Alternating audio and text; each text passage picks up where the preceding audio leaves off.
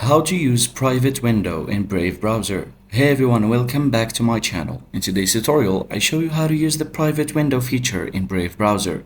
Using a private window allows you to browse the internet without saving your history, cookies, or site data. Let's dive in. Start by opening Brave browser on your computer. In the upper right corner of the browser, you'll see three horizontal lines or a three-dot icon. Click on it to open the menu.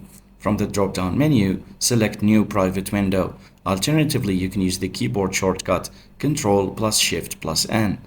A new window will open with a darker theme indicating that you are now browsing privately.